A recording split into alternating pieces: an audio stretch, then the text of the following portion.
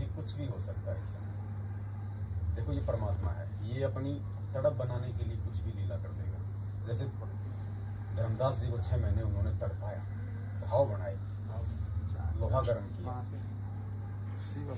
ये कुछ भी लीला कर सकता है भगत जी। देखो कल को किसी कारण से अगर भगवान नहीं आए जेल से तो ये ज्ञान क्यों करवाया जा रहा है, विश्वास क्यों प्रकट करवाया जा रहा है, वो भी हमारी परीक्षा हो सकती है कि हमने भगवान को शब्द स्वरूप ही माना या फिर उनको हमने शरीर में मान लिया। हमने परमात्मा मान लिया तो परमात्मा है, वो जेल से आए ना आए, आज आए 10 साल बाद आए, उसकी मौज हमारे लिए तो हमारे हृदय में हमारे पास में है। देही को सतगुरु कहे यो तो सुंदर ज्ञान, ब्लैक का लगा हुआ है उधर, वाको सतगुरु जान। ये लगाया जिस चीज की आवश्यकता होगी, जिस मंत्र की आवश्यकता होगी, परमात्मा कहीं भी इसका ब्लैक वाला निकाल दो। गुरु जी ने कबीर सागर के सरलार्थ में यहाँ तक लिख दिया, कल को यदि आपके गुरु शरीर छोड़ते हैं, आपने शोक व्यक्त नहीं करना। अगर आप रोने लग गए फेल हो जाओ, क्योंकि आपने गुरु जी को शरीर में मान लिया। यहाँ तक परमात्मा ने संकेत दे रखे हैं सारे। तो हमने जो उसका है वही लगाना पड़ेगा। मतलब कुछ भी मन में ये नहीं सोचना। देखो भगत जी परीक्षा कल को हो सकता है, मतलब फांसी पे लटका दिया जाए एक समय के लिए। सोचो इन चीजों को, हमें सोचना पड़ेगा भगत जी। हमारे क्या भाव है, वो हमारी परीक्षा है कि क्या देख रहे हैं। मुझे हाड़मास का पुतला समझ रहे हैं, क्या समझ रहे हैं। नहीं जेल में आए, जेल से परमात्मा मान लो गए सतलोक, तो हमारे क्या भाव होंगे उस समय। अगर भगवान मान लिया तो भगवान मान लिया, कोई शोक नहीं, कोई। देखो भगत जी आज से पहले हमने भक्तों को भावुक किया है क्या कि भाई परमात्मा जेल में बैठे हैं, मालिक की छाती की बाल तक उखाड़ लिए गए थे परोथा कांड में। आज परमात्मा का 30 मतलब दिन तक रिमांड हुआ है। हमें पता है, उस समय भी मालूम था कि ये भगवान है और भगवान को कोई दर्द नहीं होता, कोई परेशानी नहीं होती। भगवान का चाहे छाती का बाल उखाड़ो, चाहे सिर का बाल उखाड़ो, परमात्मा है भगत जी। उसका रूप है शब्द, लेकिन वो लीला। और हमारे से परमात्मा ने वो भक्त समाज को भावुक किया। क्यों? क्योंकि कम से कम एक बार भावुकता में आके तुम मेरा जो दुख दर्द है उसको समझो। जो ये गलत लोग हैं इनका साथ छोड़ो, एक बार तुम इस जो है सच्चाई से जुड़ो। और सच्चाई से जुड़ने के बाद में फिर तो आगे का ज्ञान शुरू होगा कि ये कौन है, ये शब्द स्वरूपी है या तुम्हारी तरह हाड़मास का है। परमेश्वर है तो कोई दर्द नहीं, कोई परेशानी नहीं। वो चाहे जेल में बैठे, चाहे सतलोक में बैठे, वो राजा है। अब देखो एक एग्जाम्पल आप देखो भगत जी, हर चीज का प्रमाण छोड़ा है परमात्मा ने। और सौभाग्य की परमेश्वर ने आप और हम जैसों को निमित्त बनाया इन चीजों के लिए। फिर आपको मालूम पड़ेगा कि क्या रिमांड है, क्या चीज है।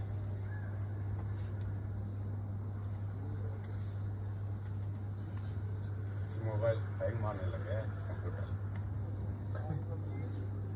मेमोरी से ज्यादा डालेंगे।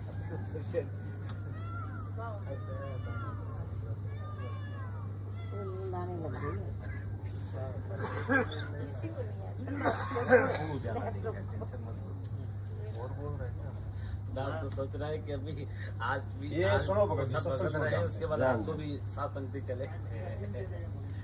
देखो इससे मालूम पड़ेगा कि हमारे परमात्मा कौन। सब लोग मत जाना, आज रहना रात भर, उसके बाद परसों। हाँ कोई बात नहीं। ये इंटरव्यू है, सारनामी का इंटरव्यू है। जयपुर सात संगति में आया था ये सारनामी झज्जर का कर्मवीर, फिर इसका पीला पर्चा निकल गया, वापस भग गया। इनका स्टैंड नहीं है, इनका डरते हैं बेचारे। अब इसको, ये आज की बात नहीं है कोई, ये बहुत पुराना भगत है। इसको ऐसा कोई रोग था, डॉक्टर इंजेक्शन लगा कि इसकी वो मवाद निकालते थे। इसको बड़ा दर्द होता था, रोता था। परमात्मा से इसने प्रार्थना की और गुरुजी ने कहा कि बेटा ले, ये मंत्र दे रहा हूं तेरे को, इस मंत्र का जाप करना। हाँ, इस मंत्र का जाप करना जब अब की बार वो करे तो डॉक्टर आए और इसने उस मंत्र का जाप शुरू कर दिया। अब डॉक्टर तो वो मवाद निकाल रहे हैं सरा, अब सुनना इसके मुख से। तो जब परमेश्वर अपने एक छोटे से शिष्य को एक छोटा सा मंत्र देके और उस दुख से बाहर निकाल सकते हैं, डॉक्टर इंजेक्शन ठोक रहे हैं, उसको मालूम ही नहीं पड़ रहा, तो रिमांड किसका हो रहा है? कौन रिमांड करेगा, किसका करेगा? शब्द का क्या रिमांड लेगा वो? लेकिन हम जीव हैं, हम उसी भावुकता से हम समझेंगे। हम जब तक उस दर्द को महसूस नहीं करेंगे तब तक हम उनके प्रति वो प्यार पैदा नहीं हो पाएगा। इसलिए हमारे को उस समय दास को मालूम था, लेकिन दास जबरदस्ती आप लोगों को भावुक कर रहा था कि एक बार इस भावुकता में इनका साथ छोड़ दें, एक बार आए तो सही इधर। फिर आगे का फिर मालिक संभाल लेगा। तो उस समय भावुक करना कई बातों पे जरूरी था। दास भी रोने लग जाता था, लाइव में भी वैसे भी, वो तो परमात्मा कर रहा है। तो जरूरी था। अब सुनो ये, फिर समझ में आएगा कि ये कौन है परमात्मा।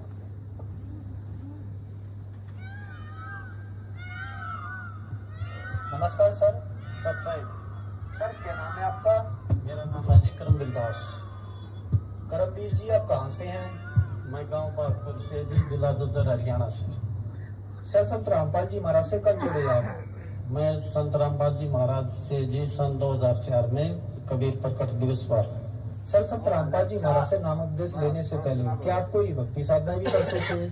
जी हमको किसी भी पंथ से नहीं जुड़े थे। एक गांव में दादा दुनियाड़ा की मंडी थी जी, वहाँ पर Welcome to मंगलवार Candy को Tech जोत Music लगाते थे World. प्रसाद। Bluetooth mode. वैसे मैं गुड़गामा भी गया, हमारे पास बेरी देवी का मंदिर है, वहाँ भी धोख मारते थे जी। मेन मतलब हम किसी की पूजा नहीं करते थे जी। सर जी उनके हमें भक्ति का उनका ज्ञान ही नहीं था। हम देवी की पूजा करते थे, कढ़ाई करते थे, लेकिन देवी का असली मंत्र का भी नहीं पता था। तो उनसे लाभ क्या होता हमें? कुछ भी नहीं जी। सर संत रामपाल जी महाराज से नाम दीक्षा लेने के बाद आपको क्या लाभ हुए? संत रामपाल जी महाराज से नाम लेने के बाद जी बहुत फायदे हुए जी। पहला फायदा तो यही हुआ मेरे को कि मैं 2006 में जब करोथा कांड आर्य समाज ने किया, तो जी आर्य समाज जी मेरी परचून की दुकान थी, गांव में अकेला था और धूम्रपान की कोई चीज न रखने के कारण मैं गांव में प्रसिद्ध था। मेरे को यही बोलते थे भाई रामपाल की दुकान पर जाएंगे, तो गैल पड़ लिए जी।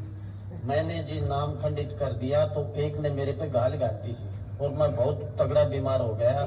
उससे पहले मेरी भविष्यवाणी हो रही थी कि जब आप 42 साल के हो जाएंगे तो आपकी डेथ हो जाएगी, लेकिन वो भविष्यवाणी मैं भूल गया था जी।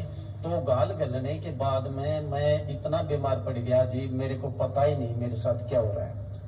कहीं से भी दवाई लूं जी, कोई भी दवाई असर नहीं करे। तो मैं एक दिन गुरुजी ने रात को 12 बजे जब काल कहते हैं कि ये तब सल्ला पर बोलता है, तो मेरे को महसूस हो रहा था जी, मेरे को मन बिल्कुल नंगा और तब सल्ला पर काल मेरे को बूंद रहा था। गुरुजी ने आकर मेरे हाथ पकड़ कर उठाया और कहा बेटे क्या कर रहे हो? क्या करूं गुरुजी कि मेरे साथ बंदर गैल पड़ रही है, इसलिए मैंने नाम खंडित कर दिया जी। गुरुजी ने कहा जी आपको पहले ही सूचित किया गया था 2006 में कहे एक तूफान आएगा, लेकिन हम तुच्छ बुद्धि जीव उसको नहीं समझ सके जी। उसके बाद जी मैं मेडिकल में गया। मेडिकल में गुरुजी को मेरे साथ दर्शन होते रहे जी। जब जोत बत्ती करता तो गुरुजी जैसे आप मेरे सामने हैं ये है, तो ऐसे गुरुजी मेरे पास रहते और मैं गुरुजी से बातें करता रहता। तो घर वाले कहते इसके दिमाग में फर्क हो गया भाई, ये गर्म गोली खा गया, अरे कुछ ही बैठता। गुरुजी ने मेरे को सतलोक दिखाया जी, तीनों लोगों का ज्ञान करवा। मैं घर की सारी बात बताता रहा, लेकिन गुरुजी घर वालों ने मेरे पे विश्वास नहीं किया। बड़े भाई तो ये कहता भाई इसके दिमाग में फर्क हो गया। जब मैंने कहा कि आपने गरीबदास की वाणी सुनी है, गरीबदास को भी बावला बता दिया था इस क्या कर ले इस दुनिया सारी को, तो मैं सच बोल रहा हूँ, लेकिन मेरे को विश्वास मेरी बात पर विश्वास नहीं था। जब मेरे को मेडिकल रोहतक में ले जाया गया तो मेरे कमर में पानी बता दिया। पहले दिन पानी निकालने लगे तो जी पानी नहीं निकला। गुरुजी संत रामपाल जी के दर्शन हुए, वो मेरे साथ में खड़े हो गए, मेरे से टीचर के पास में पड़ा हुआ था। तो संत गुरु रामपाल जी महाराज ने से मैंने अरदास लाए, गुरुजी ये मेरे कमर में पानी बताते हैं, पानी है नहीं। गुरुजी ने आदेश दिया, वो पानी तो कल भी नहीं था और आज भी नहीं निकला। माँ गुरुजी ये फिर मेरे को वैसे करते हैं, दर्द इतना होता है कि धरती आसमान एक हो जाता है। तो संत रामपाल जी महाराज ने मेरे को एक विधि बताई, मैं अपने आपे से अपने शरीर से बाहर हो गया।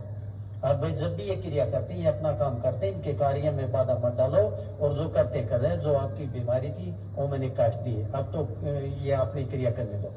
अगले दिन जी फिर मेरे को पानी की चेकिंग के लिए गए। मैंने डॉक्टर से कहा डॉक्टर साहब मेरी पर्ची पर लिख दो, मेरे कमरे में पानी नहीं है। डॉक्टर साहब ने भी मना कर दिया, लेकिन ये कहा भाई पानी तो है नहीं, लेकिन आप चेक करवाओगे तो मैं आपको लिखूंगा, वैसे नहीं लिखूंगा। फिर मेरे गुरुजी संत रामपाल जी दोबारा बताई विधि मेरे याद आई, मैंने कहा जी निकाल लो। बेंच पर लेट गया और गुरुजी के ने जो विधि बताई थी संत रामपाल जी महाराज ने, उस विधि का मैंने स्मरण किया तो उन्होंने पानी निकाला, पानी निकला नहीं। मेरे को पता नहीं मेरे साथ क्या हो रहा है। तो जब वो कहे बड़ा भाई था छोटा लड़का था जी, तो वो कहने लगे चल भाई उठ रहा, तो मैं हंस रहा था, तो वो कहने लगे भाई कल तो तू किलकी मार के रो रहा था, आज तू हंस रहा है। मैंने उनको यही कहा, आज मेरे पास कोई शक्ति थी, मालिक मेरे साथ में खड़े थे, उन्होंने मेरे को ये दिया, मेरे को किसी प्रकार का भी कोई दर्द नहीं हुआ। अब बताओ मालिक ने इसको एक विधि बताई, मतलब ये अपने मतलब शरीर से बाहर हो गया उस समय, और अब उस शरीर में चाहे उसमें चाहे सुइया ठोको कुछ ही ठोको, तो जब रिमांड लेंगे तो क्या भगवान शरीर से बाहर नहीं हो जाएगा? ले ठोक ले इसने क्या मारोगे? परमात्मा निकलने की जरूरत नहीं, उनको तो कहाँ निकलेंगे, क्या निकलेगा उनका जब वो शब्द है, कुछ है ही नहीं। 600 साल तो पहले ये मालिक है बहन जी, लेकिन वो भावुकता में भगत समाज को लाना बेहद जरूरी था उस समय।